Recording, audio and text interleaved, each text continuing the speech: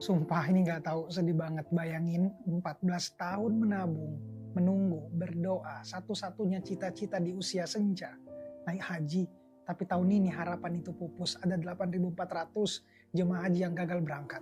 Bukan karena cuaca, bukan karena perang, tapi karena dugaan permainan kuota. Setan aja geleng-geleng ini. Bisa ya kayaknya kita masuk surga jalur WNI, bawaannya pengen istighfar aja terus. Kuota tambahan dari Raja Salman seharusnya jadi anugerah, tapi di tangan segelintir orang ia berubah jadi alat jual beli.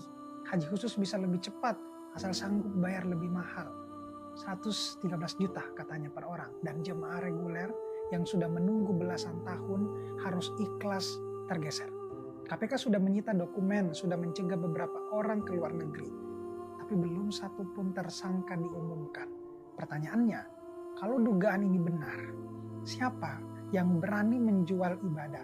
Kita tak sedang bicara soal data, tapi soal doa tentang orang-orang sederhana yang berharap bisa menyentuh Ka'bah sebelum nyawa lepas dari raga. Kalau kuota haji pun bisa dikorupsi, masih adakah ruang yang suci di negeri ini? Kejahatan ini bukan cuma pantas dikutuk, tapi harus ditindak dengan hukum yang nyata, bukan sekedar surat panggilan. Setuju gak? Begini agar sampai debat tetap pakai alat. 8.400 calon jamaah haji gagal berangkat padahal sudah menunggu bahkan sampai 14 tahun. Kenapa? Karena kasus korupsi kuota haji. Astagfirullahalazim. Bayangkan mungkin dari 8.400 banyak diantaranya ada kakek dan nenek yang sudah bertahun-tahun bekerja dan menabung untuk bisa berangkat haji tapi tidak jadi karena kasus korupsi dan orang yang tidak bertanggung jawab ini. Kalau kita bahas haji itu ada dua, haji reguler dan haji khusus. Kalau haji reguler itu bayarannya lebih murah daripada haji khusus tapi ngantrinya lama, bisa belasan tahun. Kalau yang kedua, haji khusus itu bayarannya lebih besar, bisa ratusan juta tapi ngantrinya lebih lama. Di manakah bentuk keadilannya? Keadilannya ada di kuota. Jadi kalau haji reguler itu kuotanya 92%, sedangkan haji khusus itu hanya 8%. Tapi di tahun 2024 malah 50% untuk haji khusus, 50% untuk reguler. Ini kan bermasalah. Siapa yang bersalah?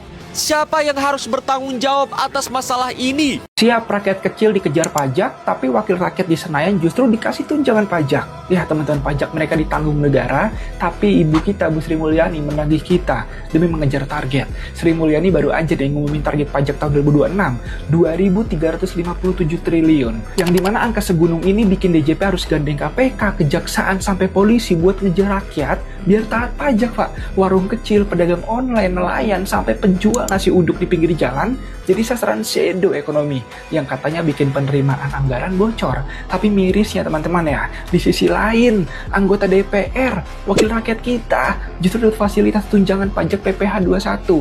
Jadi gaji dan fasilitas mereka yang udah miliaran per bulan masih ditambahkan keringanan lagi karena pajaknya dibayarin dari APBN alias keringat rakyatnya. Bayangin Pak, rakyat disuruh patuh, diancam penindakan, ya diburu sampai ke usaha kecil, sementara pejabat publik justru nggak perlu pusing mikirin pajak karena bebannya dialihkan ke kita semua. Kalau begini teman-teman, adilkah pertanyaannya untuk negara kita dalam memperlakukan pajak tentunya? Rakyat jelata jadi korban kejar target, tapi para elit malah dilindungi oleh fasilitas pajak katanya untuk keadilan sosial. Tapi kenapa justru terasa jadi ironi terbesar bagi rakyat kecil untuk kita teman-teman? Menurut kalian gimana? Coba deh share pendapat, drop komen ya.